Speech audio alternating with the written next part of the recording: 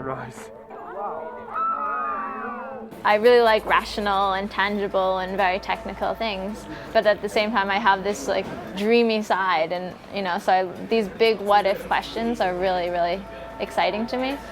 So I would like design to move upstream and inform the way that we develop technologies in a way that encapsulates human emotions and culture.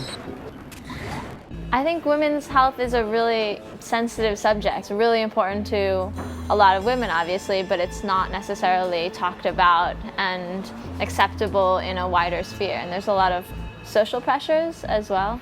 I am working on a long-term monitoring device, eventually being able to kind of personalize healthcare and allow women to make better predictions and plans for their future.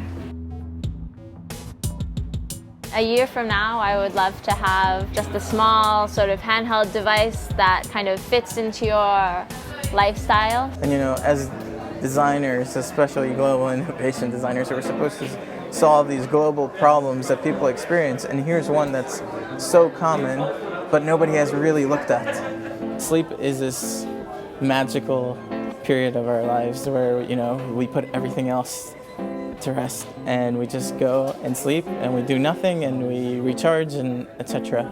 It defies the laws of physics. So in your sleep you can teleport, and in your sleep you can time travel. One of the most grueling things that people have to endure is our commute to and from work. And there's some people in the mega regions of the world who travel over 100 miles each way. And these journeys can be 4 hours each way.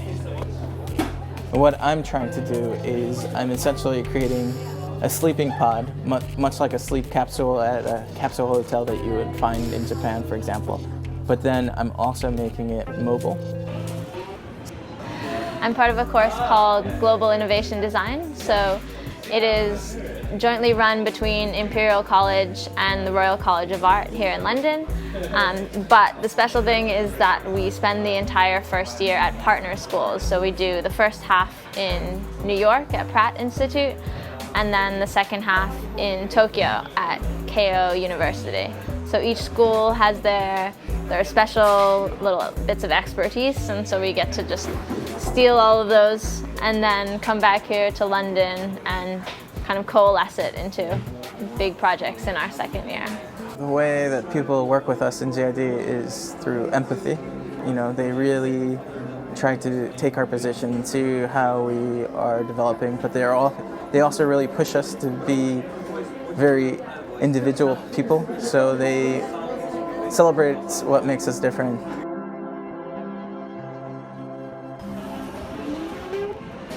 So for us, I'm from New York, and meeting someone from California is like, wow, your life is totally different. You're from somewhere so far away, and then you come to Europe, and there's people from different countries and different parts of each country, and there's just huge explosion of diversity.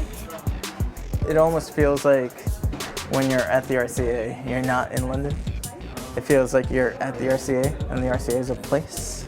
So that London really becomes not just a backdrop, but it's almost a completely different culture that you're interacting with when you're outside of the RCA. I would say that what defines English, at least as far as design is understood, is there's a level of intellectual and conceptual rigor that is absent from every other culture that I've experienced. It's really what drew me to the RCA and to GID.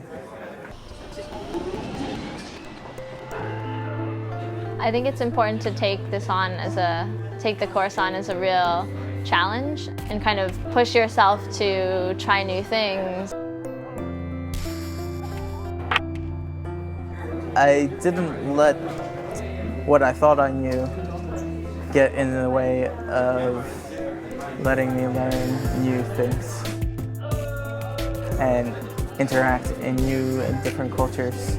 But I let those experiences change the way that I personally interact with different people.